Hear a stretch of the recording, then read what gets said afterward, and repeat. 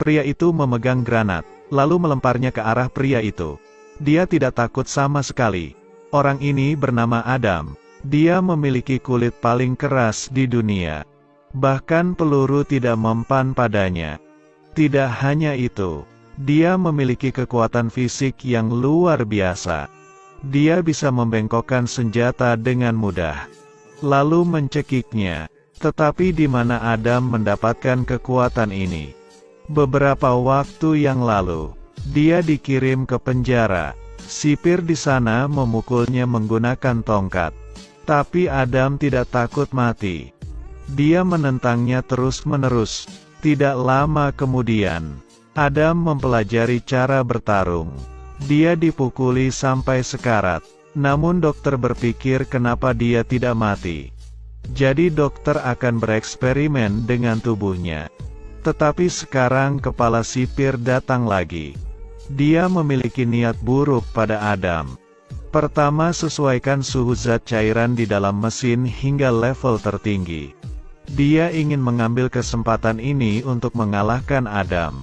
Tiba-tiba sesuatu yang tidak terduga terjadi. Kepala penjara dan dokter membuat laboratoriumnya rusak parah. Tetapi Adam hidup kembali. Pada saat ini luka pada tubuhnya sembuh total.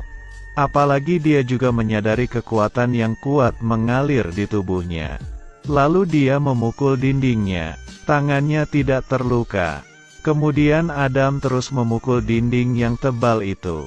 Lalu melarikan diri dari penjara. Agar identitasnya tidak diketahui, dia mencukur rambut dan jenggotnya. Kemudian bekerja di toko cukur rambut milik sahabatnya.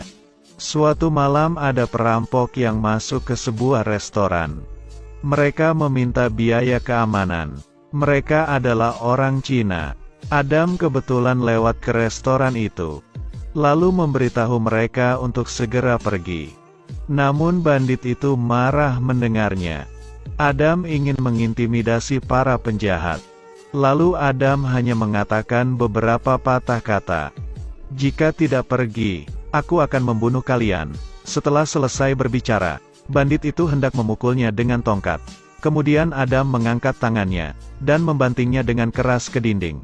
Orang botak itu juga tidak takut mati.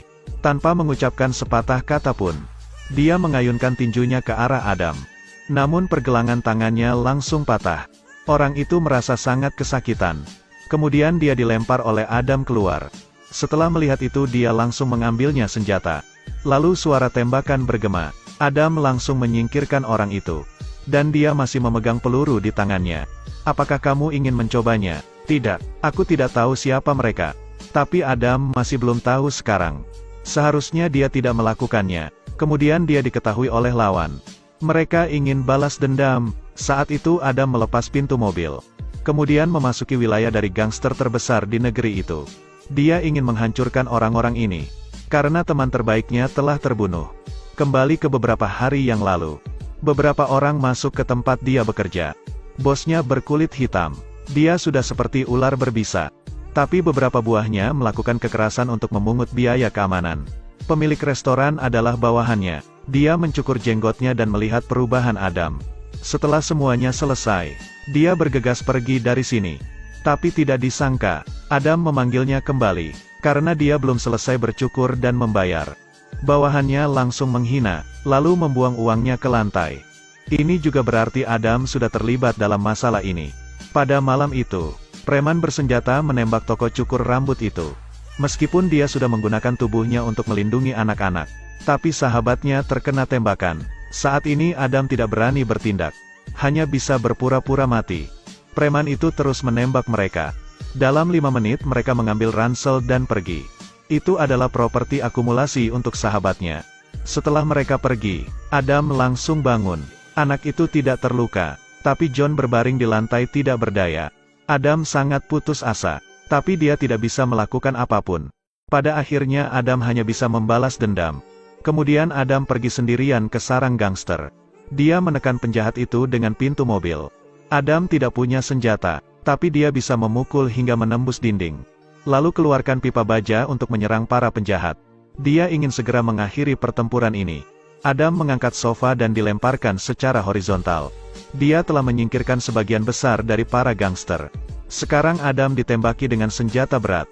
Tapi dia tidak memperdulikannya. Orang itu merasa sangat ketakutan. Adam membuatnya pingsan, kemudian menendang pintu besi itu. Di dalamnya adalah kubah dari para gangster itu. Adam tak segan-segan untuk mencurinya.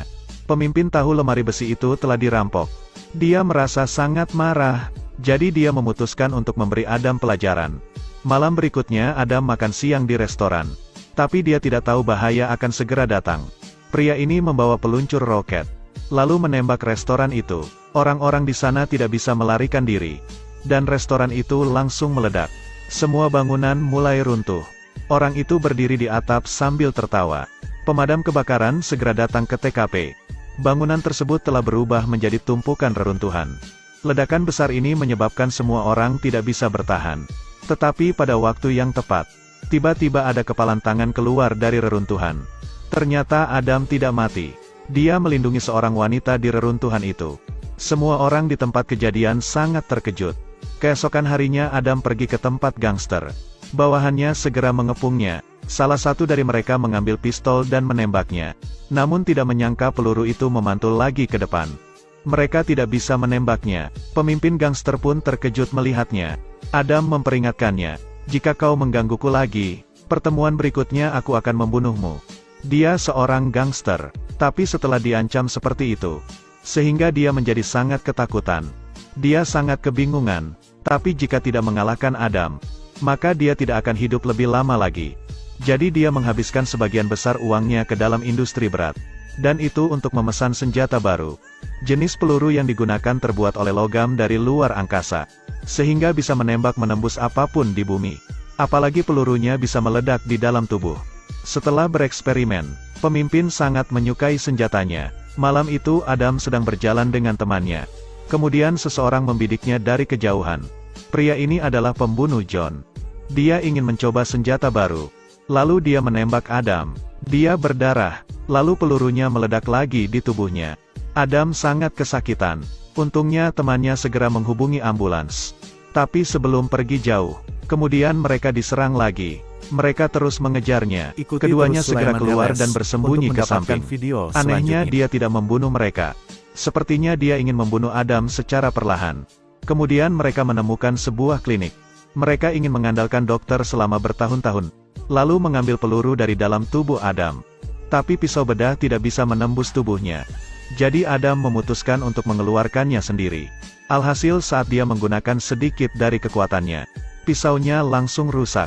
Jadi dia harus berlatih mengendalikan kekuatannya. Dan kemudian memperbaikinya sendiri. Cerita pun berakhir.